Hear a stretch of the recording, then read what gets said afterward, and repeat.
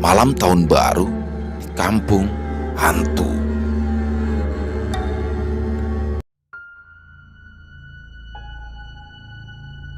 Malang, Jawa Timur, setengah 7 malam. Suara hujan yang terdengar keras sedang mengguyur kota. Mengetahui hal itu, bukannya keluar dari rumah, aku malah menarik selimutku meskipun aku tahu jika malam itu adalah malam tahun baru. Pas banget. Malam tahun baru, hujannya malah deras. Gak bisa kemana-mana, wes. Ucapku dengan pandanganku yang terus saja menonton acara televisi kesayanganku. Belum lama aku menonton acara televisi tersebut, tiba-tiba saja ponselku berdering nyaring menandakan jika saat itu ada seseorang yang sedang menghubungiku. Dan tanpa lama-lama lagi, aku pun seketika mengangkat telepon karena waktu itu yang tertera di layar ponsel adalah nama dari Pak Puspo, yang tidak lain dan tidak bukan. Pak Puspo adalah customer lamaku dari Banyuwangi. Ya, saya dulu memang bekerja di bidang tour and travel dan Pak Puspo adalah salah satu customer saya yang berasal dari daerah Banyuwangi. Setiap kali Pak Puspo hendak berkunjung ke Malang dan sekitarnya, beliau pun selalu menghubungi saya. Dan seperti halnya malam itu, Pak Puspo tiba-tiba menghubungi via ponsel yang tanpa disangka-sangka. Telepon dari Pak Puspo itulah yang menjadi awal di mana semua kejadian ini bermula. Halo, selamat malam Pak, ucapku sopan. Selamat malam Mas, saya mau ke Malang nih. Rencananya saya akan tahun baruan di sana. Ini saya masih dalam perjalanan. Ya, prediksi saya kira-kira kalau tidak macet, saya akan sampai di sana sekitar pukul 9 malam. Nah, kalau Masnya nggak sibuk, bisa menyusul saya ke villa ya. Nanti saya akan kasih tahu tempatnya. Soalnya saya butuh si Mas. Ucap Pak Puspo yang terdengar memang sedang di dalam perjalanan. Aku pun langsung mengiyakan permintaan dari Pak Puspo karena hubunganku dengan Pak Puspo bisa dibilang memang sangat baik. Dulu Pak Puspo ini adalah salah satu customer yang sangat baik.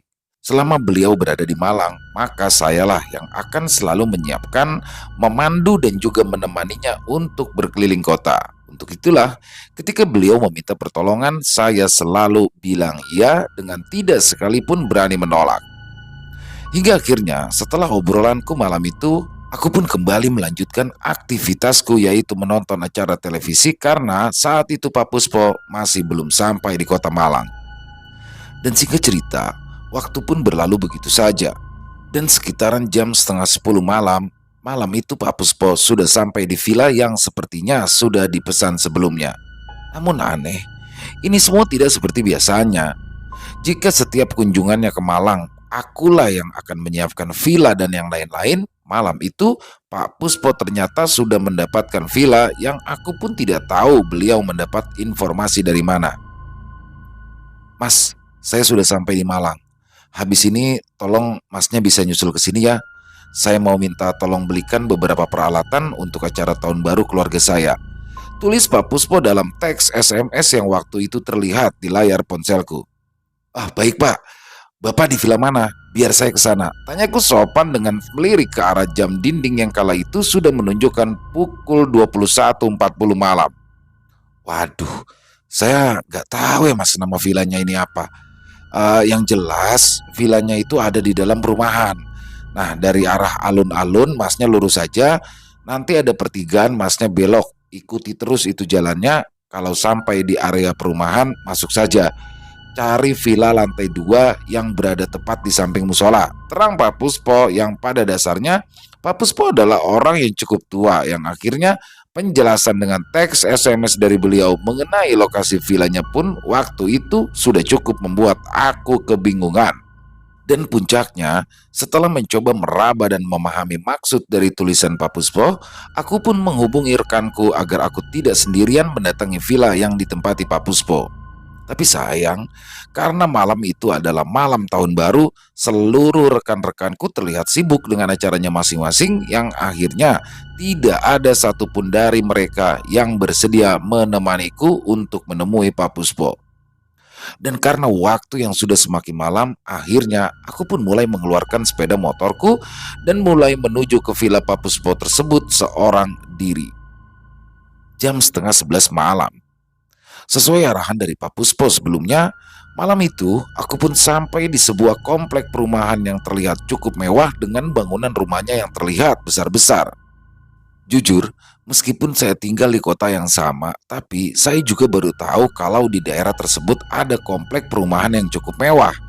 Karena selain tempatnya yang terpencil, akses menuju ke perumahan tersebut bisa dibilang sangat sulit dan juga jauh dari jalan utama.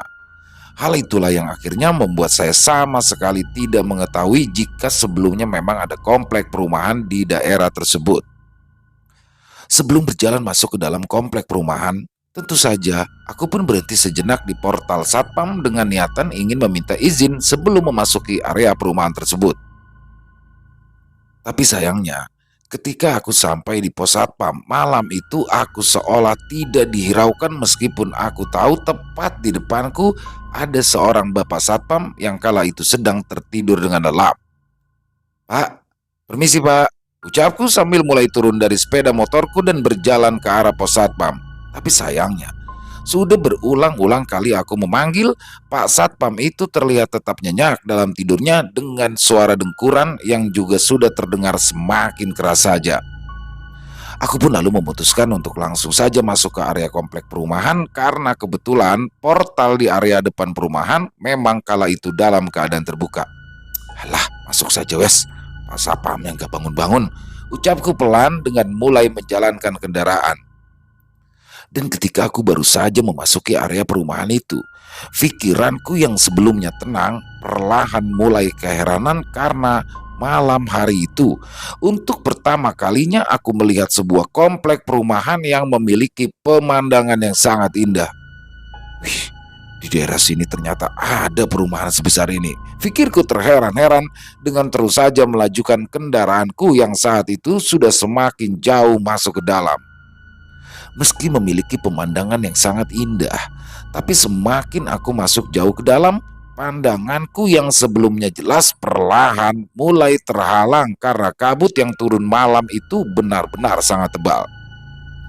Tanpa memperdulikan semua itu, aku pun terus saja melanjutkan perjalananku untuk mengitari komplek perumahan tersebut dengan sesekali pandanganku yang menoleh ke kanan dan ke kiri.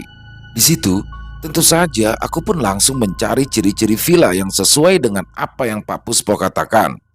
Sebuah villa berlantai 2 dengan adanya musola yang berdiri di sampingnya. Tapi aneh, sudah beberapa kali aku memutari komplek perumahan tersebut, aku sama sekali tidak melihat adanya villa dengan ciri-ciri yang sudah disebutkan oleh Pak Puspo sebelumnya. Tidak kehabisan akal, aku pun akhirnya berhenti di salah satu perempatan jalan di area komplek perumahan tersebut dan dengan sigap aku pun kemudian mencoba menghubungi Pak Puspo via telepon.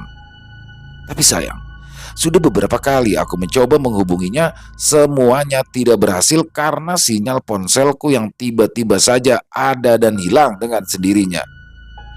Dengan kondisi masih melamun di perempatan jalan, pandanganku pun tiba-tiba teralihkan dengan adanya wanita parubaya dan juga seorang lelaki yang terlihat sedang menari dan berdansa.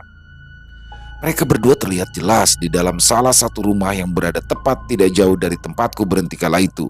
Dan tidak hanya itu, aku pun juga sempat mendengar suara alunan musik klasik yang jika didengar dengan seksama, alunan musik tersebut seperti sebuah alunan musik Belanda yang aku pun tidak pernah mendengar sebelumnya.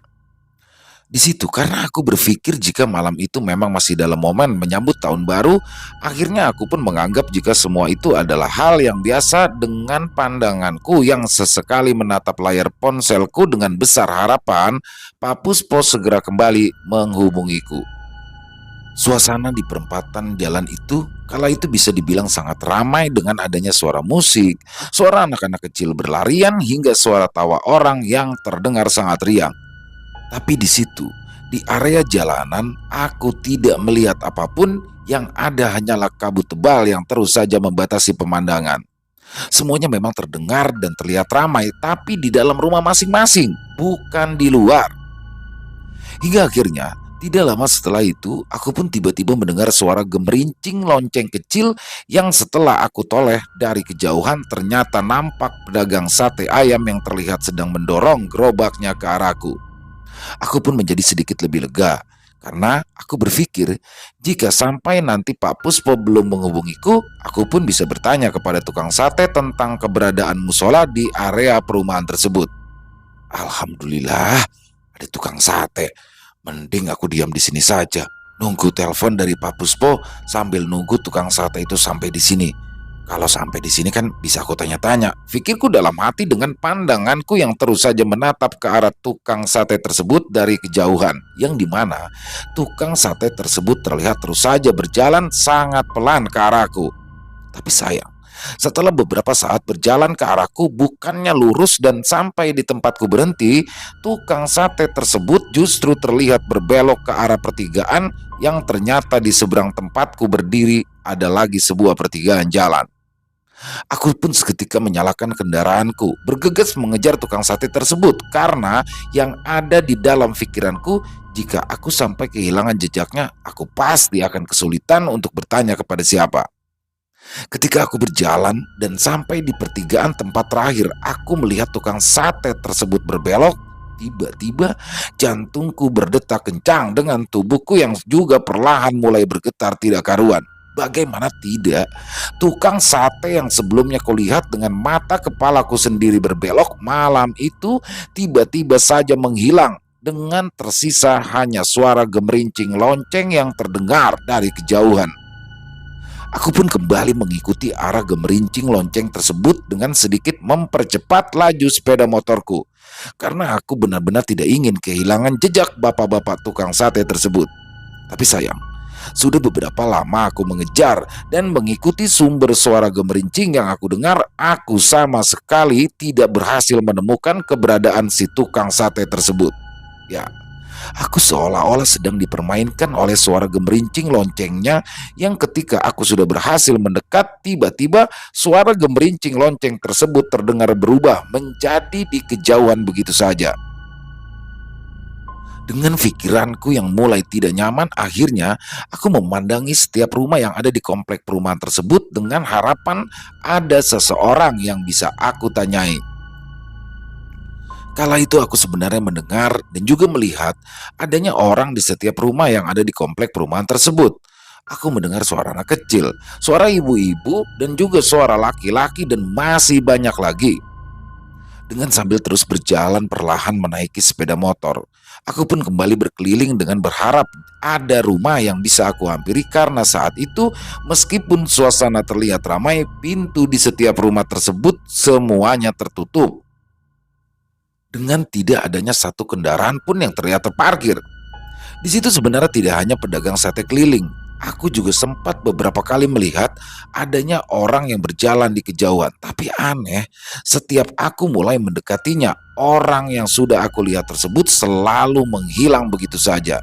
Malam itu, aku benar-benar seperti sedang dipermainkan. Aduh, nanya siapa lagi nih pikirku. Setelah beberapa lama berputar-putar, akhirnya aku pun bertemu dengan seorang laki-laki parubaya yang kala itu terlihat sedang duduk di depan teras rumahnya. Terlihat duduk santai, laki-laki itu menghisap sebatang rokok dengan terus menatap ke arahku. Tanpa melewatkan kesempatan baik itu, aku pun seketika menghentikan sepeda motorku dan mulai bertanya kepadanya. "Selamat malam, Pak. Mohon maaf, mau tanya," ucapku sopan sambil berhenti di depan pagar rumahnya dengan tidak masuk ke dalamnya. Dan tanpa menjawab perkataanku, laki-laki tersebut hanya diam sambil mulai berdiri perlahan. Disitulah perasaanku yang sebelumnya sudah kebingungan seolah semakin bertambah bingung ketika aku tahu ternyata laki-laki tua tersebut dalam keadaan pincang. Sambil terus tersenyum dengan sopan, aku pun hanya diam sambil sesekali melirik ke arah rumahnya yang terlihat lebih gelap daripada rumah-rumah yang lain. "Mohon maaf, Pak, di perumahan ini apakah ada musola atau masjid ya, Pak? Kalau memang ada, di sebelah mana?" Tanya aku pelan. Bukannya menjawab, laki-laki tua tersebut hanya menunjuk ke arah timur dengan mulutnya yang terlihat cukup kesulitan untuk berbicara. Hmm, ucap laki-laki tua tersebut. Di situ aku pun semakin kaget karena ternyata laki-laki tua tersebut selain pincang, beliau sepertinya tunawicara atau bisu. Dan dengan mengucapkan terima kasih, dengan sopan aku pun mulai menyalakan sepeda motorku dan mulai berjalan ke arah yang sudah ditunjukkan oleh laki-laki tua tersebut. Dan puncaknya, setelah beberapa lama berjalan, akhirnya aku pun sampai di ujung jalan yang dimana disitulah akhirnya aku melihat adanya sebuah musola kecil yang terlihat cukup redup lampunya.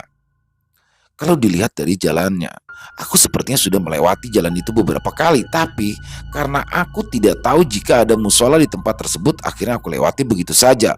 Ya, lokasi musolanya memang agak masuk sedikit dari jalan utama. Kalau dari arah atas, posisi musola tersebut bisa dikatakan memang tidak terlihat karena tertutup bangunan villa. Ya Allah, ini musolanya. Pantesan dah kelihatan dari jalan. Orang musolanya di dalam. Kalau lewat sini sih, aku tadi sudah beberapa kali.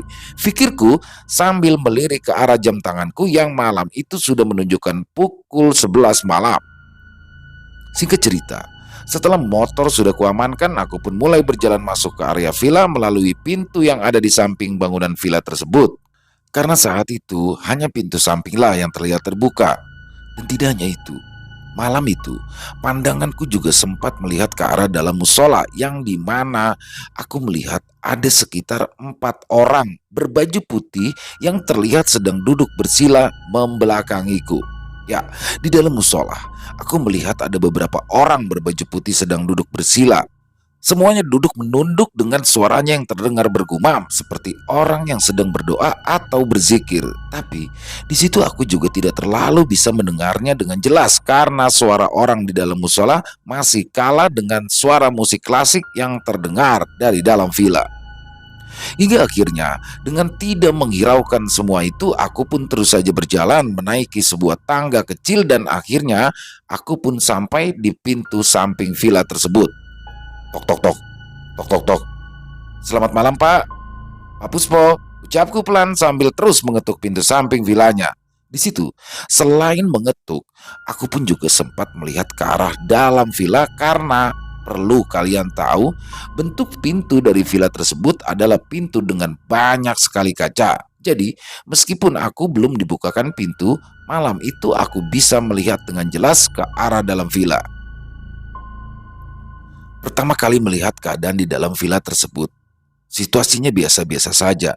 Ada meja kursi seperti villa pada umumnya, namun lampunya, meskipun lampunya dari bohlam berwarna putih tapi terlihat redup dengan aroma yang tercium di sekitaran villa adalah aroma bunga melati yang cukup kuat.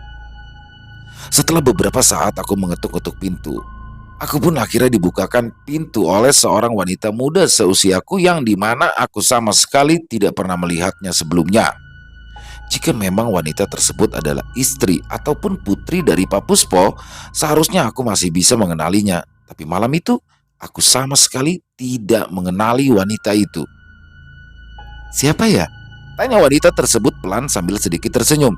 "Ah, anu, saya cari Pak Puspo mbak," ucapku sopan dengan sedikit terbata-bata. "Oh alah, yowis, ayo silakan masuk. Dia masih keluar, sementara kamu bisa tunggu di dalam sini bersamaku," ucap wanita tersebut menambahkan. "Aduh, gak usah masuk deh mbak, saya tunggu di luar saja," ucapku pelan sambil menolak tawaran dari wanita tersebut. Aku memang sengaja menolak ajakannya untuk masuk ke dalam villa itu. Entah apa yang aku pikirkan, yang jelas aku merasa kurang enak jika harus masuk ke dalam villa yang dimana di situ ada seorang wanita dengan tidak adanya Pak Puspo, ditambah waktu itu sudah hampir tengah malam. Singkat cerita, aku pun akhirnya berjalan dan duduk di tangga teras musola yang memang berada tepat di samping villa tersebut. Dari arah musola, aku memang masih bisa melihat ke arah dalam villa yang dimana selain adanya wanita itu, ternyata di dalam villa tersebut ada seorang nenek-nenek tua yang duduk di atas kursi roda. Nenek-nenek tersebut terlihat diam di atas kursi rodanya dengan mendengarkan musik klasik yang berbunyi dari piringan hitam yang terlihat terus saja berputar. Dan dengan tidak mempedulikan semua itu, aku pun tetap duduk dengan mulai menyalakan sebatang rokok yang ada di tanganku, sembari sesekali melihat ke arah jam tanganku yang kala itu sudah menunjukkan pukul setengah 12 malam. Belum lama aku duduk, Malam itu, tiba-tiba aku mencium kembali aroma bunga melati yang tercium dengan cukup kuat. Dan tidak hanya itu, sumber aroma bunga melati tersebut benar-benar tercium dari dalam musola yang kini ada di belakangku. Waduh, kok baunya bunga melati ya? Pikirku dengan sesekali menoleh ke arah musola. Namun di situ, karena aku menganggap jika sumber bau tersebut adalah parfum dari beberapa orang yang ada di dalam musola, aku pun akhirnya hanya diam dengan terus menghisap aromanya yang semakin lama sudah tercium dengan sangat kuat. Dan tidak berhenti di situ saja. Ketika aku masih duduk menunggu, kala itu aku juga sempat beberapa kali melihat ada orang yang lewat begitu saja di area jalan dari arah timur menuju ke arah barat. Ada perempuan dan juga laki-laki yang berjalan cepat. Ada kakek-kakek yang melintas pelan dan ada juga beberapa gerombolan orang yang terlihat sedang berjalan. Aku pun akhirnya sedikit lega karena aku menganggap jika ternyata area perumahan ini tidak sesepi yang aku pikirkan. Ternyata banyak juga orang yang warawiri. Tadi tak kirain komplek ini sepi. Tapi ya wajar sih, namanya juga mau tahun baruan. Ucapku dengan telingaku yang terus saja mendengar suara alunan musik klasik, ditambah suara tawa dari anak kecil dan juga suara obrolan beberapa orang yang terdengar dari arah rumah yang ada di sekitaran tempat tersebut. Masnya lagi ngapain? Suara bapak-bapak terdengar mengejutkanku yang setelah aku toleh ternyata aku disapa oleh seseorang berbaju putih yang sepertinya orang tersebut adalah orang yang sebelumnya kulihat sedang berzikir di dalam musola. Anu pak, lagi nunggu orang, jawabku sopan. Lebih baik kamu pulang saja mas, baumu harum daripada kamu nanti bisa tinggal di sini. Ucap bapak-bapak tersebut lalu pergi begitu saja meninggalkanku. Mendengar perkataannya itu, aku pun hanya tersenyum dengan pikiran yang masih tidak mengerti tentang apa yang baru saja bapak-bapak tersebut ucapkan. Waktu itu pun aku terus saja menunggu sambil perasaanku yang perlahan sudah mulai bosan karena waktu itu malam pergantian tahun sudah hampir sampai pada waktunya. Aduh, ini kalau Pak Puspo nggak datang-datang, ya aku nggak bisa nikmati tahun baru dengan teman-temanku. Keluhku dengan sesekali menatap aktivitas yang ada di dalam villa, sembari sesekali menoleh ke arah belakangku yang dimana di dalam musola masih ada beberapa orang yang duduk bersila dengan terus menunduk diam. Hingga akhirnya, waktu pun benar-benar berlalu begitu saja. Jam 12 lewat 10 malam. Aku benar-benar melewati malam tahun baru dengan hanya duduk-duduk menunggu di depan musola. Dan anehnya, ketika pergantian tahun tiba, jangankan suara trompet, suara petasan kembang api atau semacamnya, aku sama sekali tidak mendengar ataupun mendengar suaranya. Padahal seharusnya, meskipun dalam keadaan berkabut, setidaknya aku bisa mendengar adanya suara petasan mengingat letak perumahan ini memang berada di sebuah perbukitan. Namun malam itu, aku sama sekali tidak melihat adanya apapun selain kabut tebal yang menutupi ditambah suara musik klasik yang sebelumnya terdengar pelan, kala itu tiba-tiba sudah tidak lagi terdengar. Sekitar lewat tengah malam, aku pun sudah tidak lagi mendengar suara musik ataupun suara orang di perumahan tersebut. Bahkan, aku juga tidak melihat adanya nyala kembang api ataupun suara petasan yang biasanya selalu terdengar ketika pergantian tahun. Padahal di kota ini sedang pesta besar menyambut tahun baru. Kembang api di mana-mana, petasan berbunyi di setiap sudut kota dengan segala hiruk-pikuknya. Tapi anehnya, dari komplek perumahan ini aku tidak mendengar apapun. Suara musik dan juga suara tawa orang penghuni villa yang sebelumnya masih sempat terdengar waktu itu tiba-tiba menghilang begitu saja. Ya, bisa dikatakan setelah waktu tahun baru sudah lewat, semuanya tiba-tiba hening begitu saja. Aku pun akhirnya memutuskan hendak berpamitan kepada wanita penghuni villa tersebut karena selain sudah mengantuk, waktu itu aku pun sudah sangat kelelahan dan juga kedinginan. Mending aku pulang saja. Kalau lama-lama di sini ya, aku bisa beku kedinginan. Ucapku dengan aku yang mulai berjalan perlahan mendekati pintu villa tersebut. Tapi sayangnya, ketika aku kembali berteriak-teriak memanggil, wanita itu tak kunjung ada. "Mbak, mbak, mbak, saya mau pulang saja ya, mbak," teriakku. Bukannya mendapatkan jawaban, waktu itu pandanganku justru teralihkan dengan adanya nenek-nenek yang sebelumnya duduk di kursi roda. Waktu itu, kursi rodanya tiba-tiba saja terlihat bergerak maju mundur dengan sendirinya seolah-olah sedang didorong oleh seseorang. Lah, itu kursi roda kok gerak sendiri? Nek, nenek, gak apa-apa, teriakku kencang. Disitulah dengan perlahan, nenek-nenek yang sedari tadi terlihat terus menunduk tersebut akhirnya menoleh ke arahku. Dan setelah nenek-nenek tersebut menoleh, jantungku langsung berdetak dengan kencang, nafasku tersedak dengan tubuhku yang juga seketika bergetar dengan hebat. Bagaimana tidak? Dengan mata kepalaku sendiri, aku melihat wajah nenek-nenek tersebut terlihat melepuh seperti layaknya orang yang habis tersiram air keras. Tidak hanya melepuh. Selain mulut dan juga giginya yang sangat hitam, aku juga melihat banyak sekali benjolan yang ada di sekujur leher dan juga telinganya. Mengetahui hal itu, dengan tetap menguatkan kesadaran, aku pun seketika memalingkan pandanganku dengan sigap. Ya, aku berjalan cepat meninggalkan area villa tersebut dengan mulutku yang terus saja berdoa sebisaku. Ya Allah, ucapku bergetar. Di situ, perasaanku rasanya sudah tidak bisa lagi jika harus dikisahkan. Tubuhku bergetar, nafasku sesak dengan rasa bingung yang sudah bercampur menjadi rasa takut yang sangat menekan. Dengan pikiran yang sudah tidak karuan, aku pun lalu mulai meninggalkan villa tersebut dengan tidak lagi berani menoleh ke belakang. Tapi sayangnya, sudah cukup lama aku berjalan dengan kecepatan yang cukup tinggi, malam itu aku tak kunjung menemukan pos satpam. Yang ada hanyalah musola yang kembali terlihat dan itu menandakan jika aku sepertinya hanya berputar-putar saja. Rasa takut, bingung, tubuh gemetar, air mata menetes dengan sesekali berteriak meminta pertolongan. Rasanya sudah capek aku lakukan.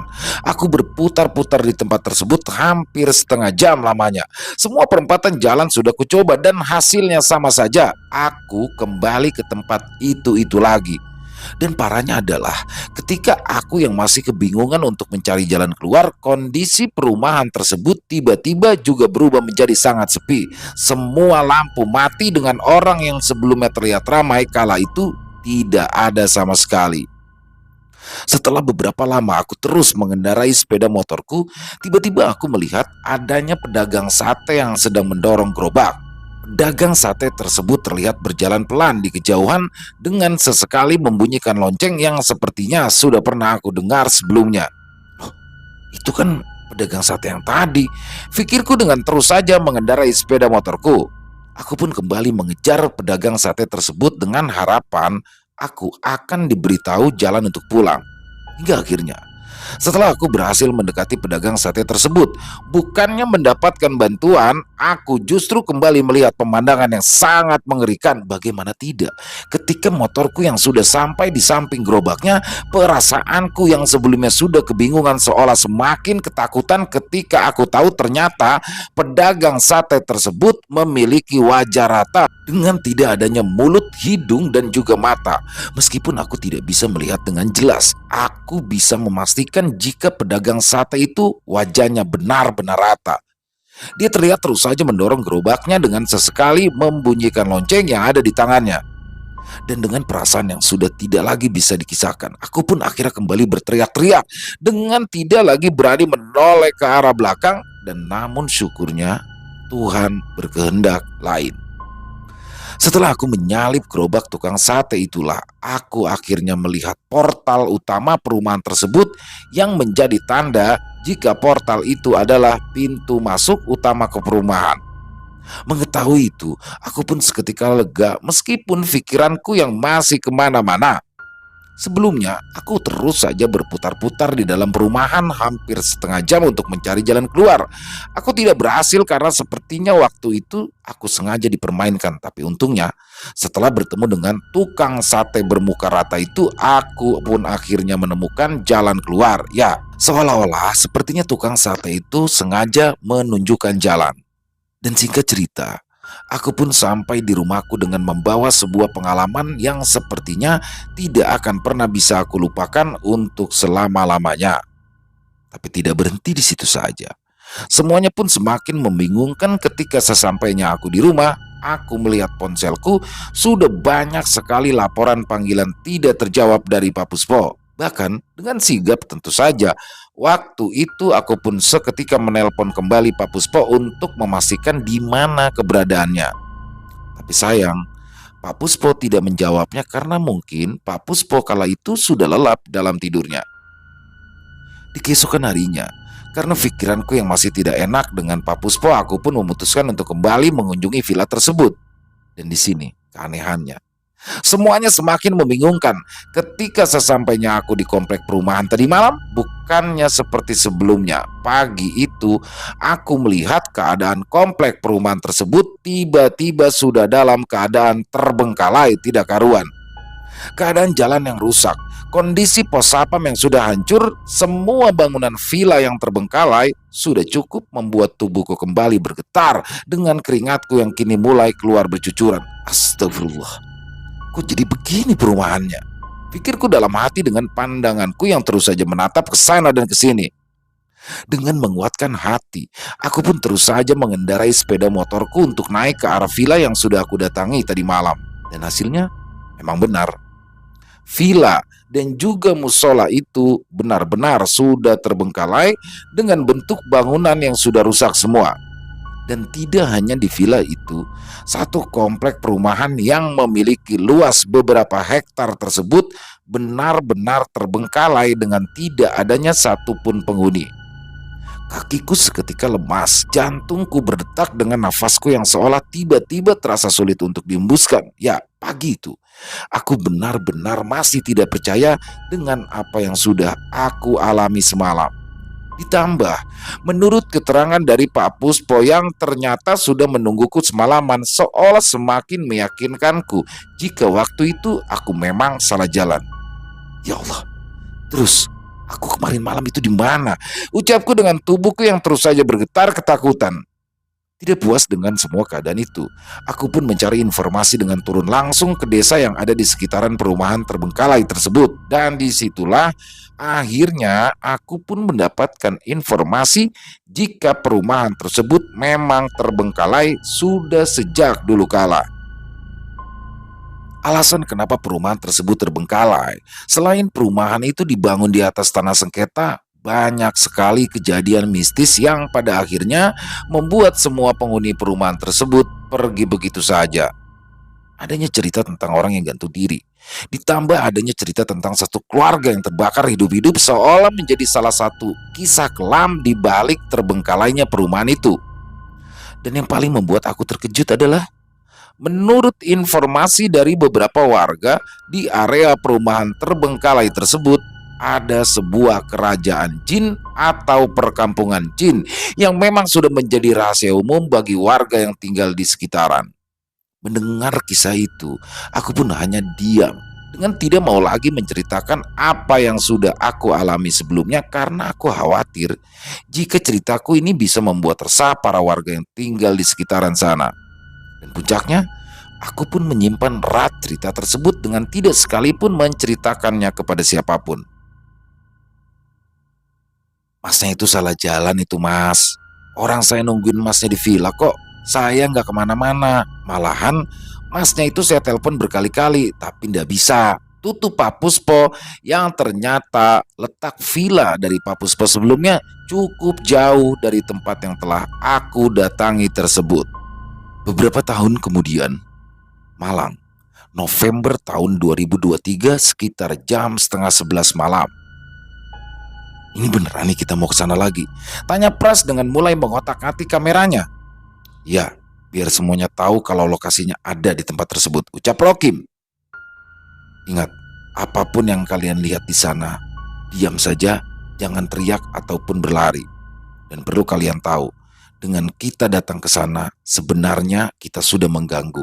Oleh sebab itu, usahakan kendalikan diri kalian masing-masing. Itu wilayah mereka, itu kampung mereka. Jangan main-main. Ucapku dengan mulai mengikat tali sepatuku. Dan singkat cerita, sesampainya kami di komplek perumahan itu kembali, kami di sini mulai melakukan penelusuran. Selain untuk membenarkan kisah, kami pun ingin melihat bagaimana keadaan perumahan tersebut untuk saat ini dan hasilnya. Selain melihat perumahan yang bisa dikatakan sudah semakin hancur dan juga terbengkalai, kami pun juga banyak sekali melihat penampakan yang sepertinya sudah menjadi penunggu di setiap rumah yang ada di tempat tersebut. Dan tidak hanya itu, kami pun juga sengaja memasuki villa tersebut meskipun pada akhirnya kami harus menyerah karena faktor keamanan yang memang perlu kami utamakan. Malam itu, malam Jumat Legi di bulan November 2023. Kami ke sana. Kami masuk dan melihat semuanya. Ada satu fakta unik menurut keterangan banyak saksi. Musola yang tadi sudah dikisahkan adalah salah satu tempat terangker yang ada di wilayah perumahan itu, yang setelah ditelusuri musola tersebut ternyata diresmikan pada tahun 1999 dan hanya beroperasi beberapa hari saja. Semoga dengan adanya kisah ini bisa menjadi pelajaran dan juga pengetahuan agar kita lebih berhati-hati dalam menjalani hidup. Selesai. Wah, luar biasa. Kisah yang menguras emosi dan selalu menarik ya kisah-kisah dari Lakon Story itu, karena di sini tahun baruan di Kampung Hantu. Jadi sampai saat ini memang perumahan itu masih ada. Mungkin buat teman-teman yang berada di daerah Malang, Jawa Timur mungkin tahu ya lokasinya, karena ini benar-benar real. Dan memang dari narasumbernya sendiri tidak ingin secara detail yang dijelaskan di situ. Yang jelas itu tidak jauh dari alun-alun kota Malang sendiri. Dan keren banget kisahnya, sekali lagi ngebawa ini juga sampai kayak terhanyut. Dan momennya juga pas, ini kan beberapa hari lagi menjelang tahun baru. Mudah-mudahan selama tahun baru nanti yang buat teman-teman yang merayakan tahun baru, semoga diberikan keselamatan ya, jangan sampai terjadi seperti kisah yang barusan. Dan sedikit ya menilik kisah tadi, di sini mungkin salah satu faktor daripada dia ketika ingin masuk ke dalam komplek perumahan tersebut dan ada satpam yang sedang tertidur, lalu dia menerobos. Dari situ ya mungkin ya karena faktor tidak mau mengecewakan mantan customernya dulu ketika bekerja di tour and travel Pak Puspo itu, jadi ya terjadilah. Dan alhamdulillah bisa kembali ke rumah dengan selamat tanpa adanya kekurangan satu apapun. Dan tadi sempat ada yang dari musola ya, orang kayak bapak-bapak tua yang dari musola ngasih tahu, itu udah sinyal segera pulang, baumu harum, jangan sampai tinggal di sini. Itu di situ udah klik banget tuh sebenarnya. Overall keren banget kisahnya Mas Udin, terima kasih. Lakon Story luar biasa, ditunggu lagi kisah-kisah terbarunya, dan semoga kisah barusan bisa menghibur para teman-teman, khususnya para penikmat pecinta horor, lebih khususnya daripada subscriber Ilo Bercerita. Dan selamat tahun baru ya, semoga di tahun 2024 nanti kita bisa menjadi lebih baik lagi. Apapun yang sudah direncanakan mudah-mudahan tercapai, dan target baru, tahun baru, target baru. Dan semoga permasalahan kami juga cepat selesai ya. Itu aja, silakan buat yang punya komentar lain silakan bisa tulis di kolom komentar, ataupun sekedar saling menyapa silakan, insya Allah kami akan membalas satu persatu. Oh iya, buat terkait backsound nih, memang teman-teman banyak yang komplain kan terkait backsound yang biasanya yang itu kan kayaknya udah jadi ciri khas banget tuh ya.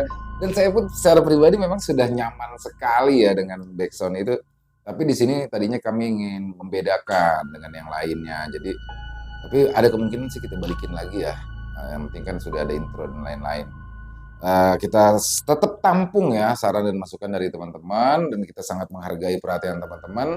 Sekali lagi terima kasih kepada teman-teman yang sudah mendukung channel-channel kami. Kami ucapkan terima kasih sebesar-besarnya, karena kehadiran teman-teman lain membuat kami bersemangat untuk mengupload konten, untuk berkarya di setiap harinya. Dan silakan buat yang suka dengan videonya bisa diklik tombol like-nya, tombol jempolnya, dan juga boleh ya di-share link videonya ini ke teman-temannya agar yang lain juga ikut terhibur. Dan buat yang baru bergabung, silakan bisa diklik tombol merah subscribe-nya dan jangan lupa lonceng notifikasinya dinyalakan agar teman-teman selalu mendapatkan notifikasi dari konten-konten yang akan kami upload selanjutnya. Dan buat yang punya kisah horor ya, yang berdasarkan pengalaman pribadi, dari kisah pribadi berdasarkan kisah nyata, jika memang ingin dibawakan di sini silakan bisa dikirimkan ke nomor telepon yang ada di bawah sini.